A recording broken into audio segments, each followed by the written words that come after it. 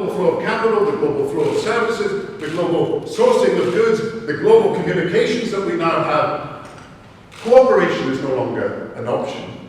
It's a necessity.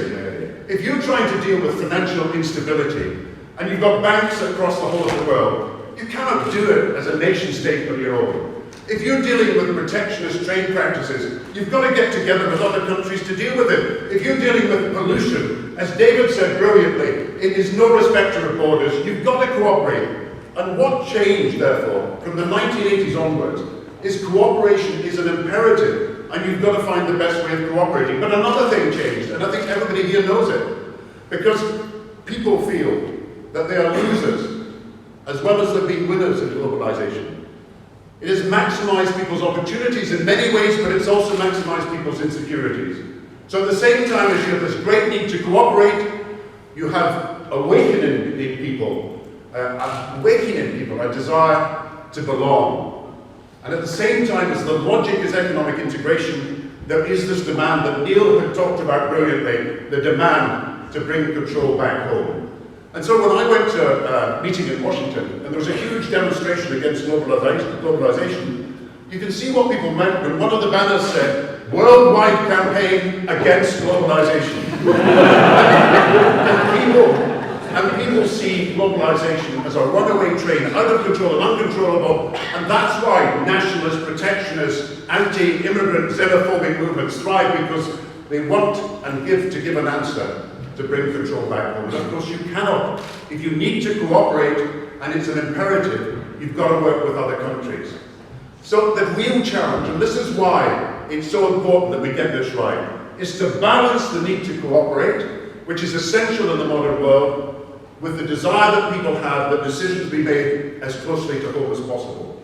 And it's not a question either of having a federal superstate in Europe which would not respect people's desire to make decisions in their own communities, but nor can you return to a 19th century style of sovereignty when even the Americas, the greatest superpower in the world, knows it's got to share sovereignty with other countries as well.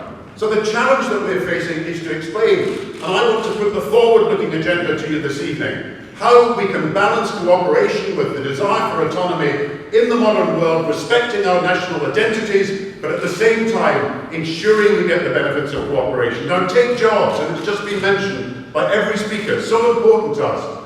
If you look at the figures, 4.5% of our trade is with China, 1.5% is with Australia, 1.5% with India, less than 1% with Canada, all the old Commonwealth countries less than 10%, America 15%, all important trading partners. But don't be under any illusion that the vast majority of the trade on which Scotland depends, 100,000, 200,000, I think 250,000 jobs dependent on our trade with the European Union. And if you're looking at the future, where are the new jobs going to come from? They're going to come from trading in these new areas, digital industries, IT, energy, the environment, financial, other services, where Britain has got a lead. Scotland is doing particularly well, but we want to sell our goods into the rest of Europe as well. And yes, we want China and India and the other countries, but make no mistake about it, it is hundreds of thousands, and in Britain, millions of jobs that depend on the European Union. And then take the issue of energy. We've got this huge resource of wind and wave in the North Sea, as well as having had oil and gas. So you need an energy policy that somehow harnesses wind and wave, which is intermittent. I know the weather's bad, the wind does not blow all the time, and in other countries the sun does not shine all the time. So you need to harness wind and wave as part of a European policy for energy. If you just go out on your own, you will waste so much of the wind and wave. If you put it as part of an energy pool in Europe, then we can achieve our climate change targets, cut the cost of fuel bills, have greater energy security, and use our resources far better. And then take social policy. Take what's happening on social policy. You see, the Conservatives want a situation where they say, oh, this is all for Britain. Nobody in Europe should be interfering with social policy. Now, we make all our decisions on welfare benefits. We make all our decisions on social security to our cost because of what Duncan Smith and others have been doing. But you know, there's one area where if you don't have European cooperation, everybody except the exploitative employer suffers. We have holiday pay guaranteed. We have the maximum working week guaranteed, all because of Europe legislation. We have consultation when a company goes bust. we have gender equality, we have maternity leave. All these were European measures that the Tories never wanted to do, forced on them by the rest of Europe, and rightly so. Because if you don't have minimum standards across the whole of Europe, then the good employer and the good country is undercut by the bad, and the bad is undercut by the rest.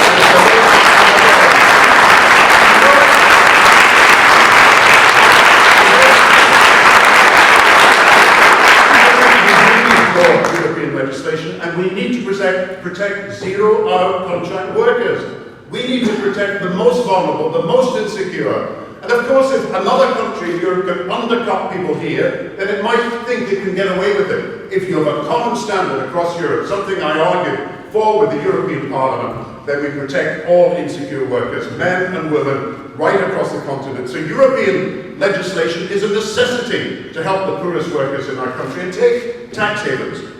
Now, we can make all our own decisions on tax here. So anything that they say about the Leave campaign is completely wrong. The only area is the bans of VAT, and we talked about that a minute ago.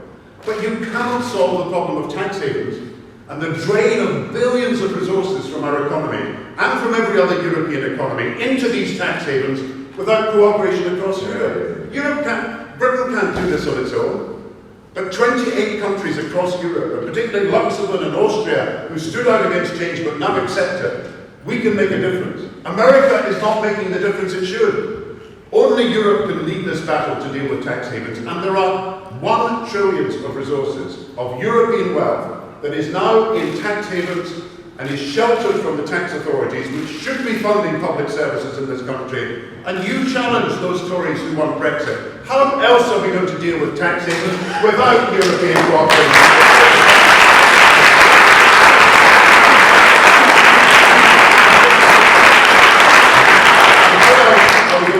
Problem of terrorism. You know, terrorists operate cross-border operations. That's what they do. They work across borders. They're sophisticated networks.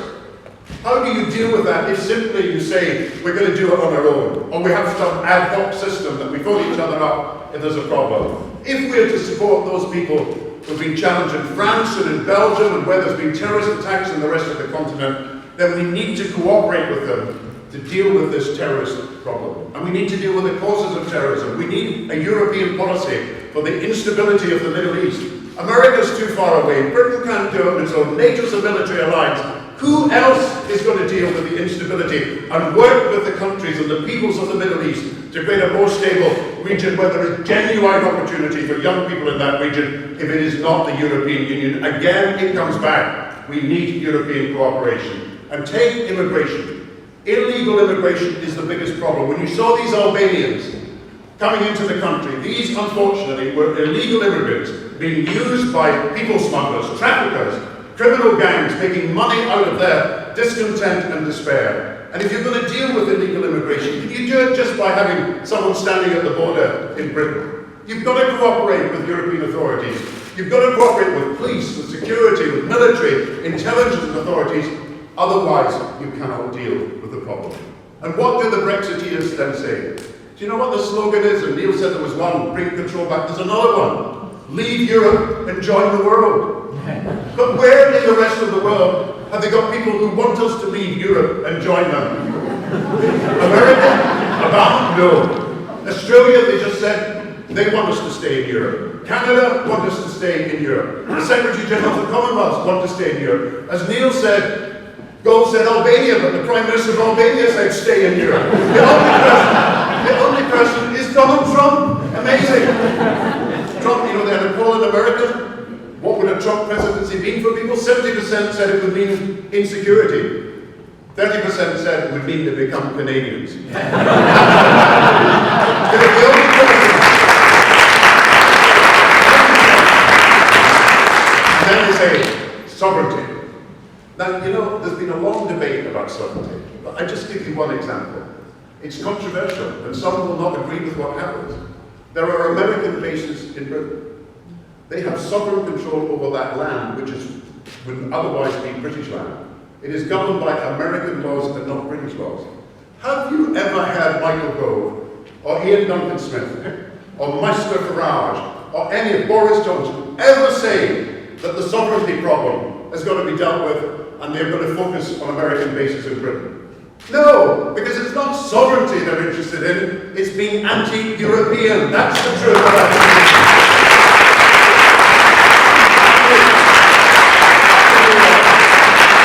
I knew President Lula when he was president of Brazil, and he used to give me this story. He said, look, when I was a trade union shop steward, and things were really going badly, and people said, who do you blame? And I said, I blame the government. And then when I became the trade union general secretary, he said, who do you blame for these problems in our country? I always said, the government. Then I became the leader of the opposition and said, who's to blame? The country's not doing very well. And I always said, blame the government. And then he said, and then I became the government. And when people ask me, who do I blame? I always said, America. And they are looking for someone to blame for problems that they have created in Britain, that they are not dealing with, that they should be responsible for, and they should be.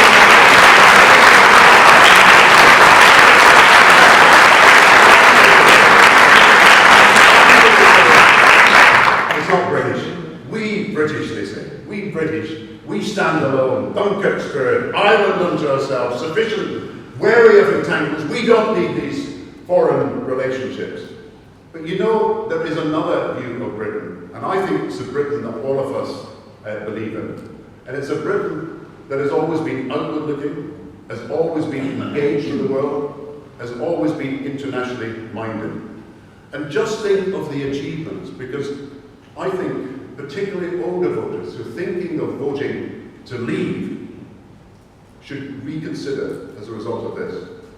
You know, for 1,000 years and more, the European continent was at war. People fighting each other, maiming and murdering each other. In every century except this one, European nations were fighting each other and struggling for supremacy. In every generation, just every generation but ours, there was war across the whole of Europe. And as a result of what we, the British, did, and others in Europe, we have a Europe that is at peace. And decisions are not made, as you know, by people threatening warfare. And we don't just have a temporary ceasefire. Decisions are now made by dialogue and discussion and debate. The only battle in Europe is the battle of ideas. We fight not with armaments, but with arguments. And this is the Britain that we have been creating. A Europe that is not only at peace, but a Europe that has exchanged, you may say, swords for plowshares. I know the Common Agricultural Policy has probably created too many plowshares. They exchanged swords for plowshares so that people would believe, I believe, that there's never a need for swords again. And you know, and we the British people not only helped win that war against fascism so that Europe was free. We also, just remember this, we walked into the concentration camps at Bergen-Belsen and others and exposed the horrors of the Holocaust and have fought since and must continue to fight again and again and again that no anti-Semitism has any place.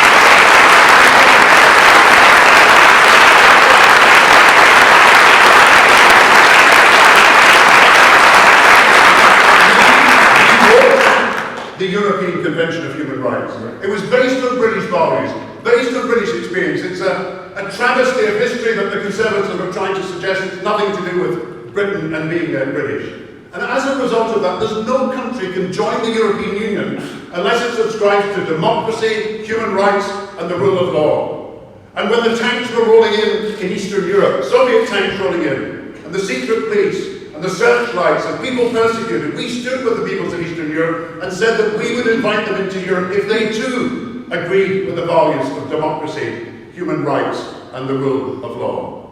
And all these things have happened in a Europe where only 40 years ago, people, if they ever went on holiday to Spain and Portugal, were dealing with a fascist dictatorship. All this has happened, and only 25 years ago, if you went to East Berlin, if you could ever get there, or you went to Warsaw or Prague, you were confronted by secret police making your journey difficult.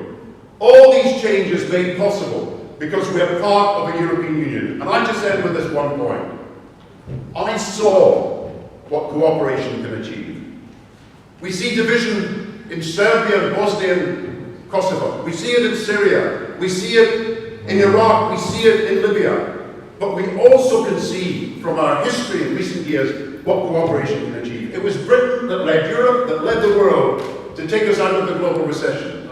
We called the G20 in London because Europe came together.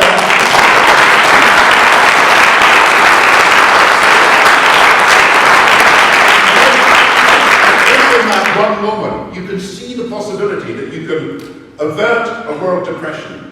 Then you can see what else we can do if we work together. And my frustration is not that this dream of cooperation is impossible. It is possible. It's that we've got to try harder to make it happen. Cooperation on climate change. Cooperation to deal with the poverty that exists not just in Europe but around the world. Cooperation to deal with inequality, which has got to be tackled. Cooperation to deal with the scandals and the squalor that people have to live in refugee camps and the disastrous humanitarian record we're building up if we don't take action. We need that cooperation.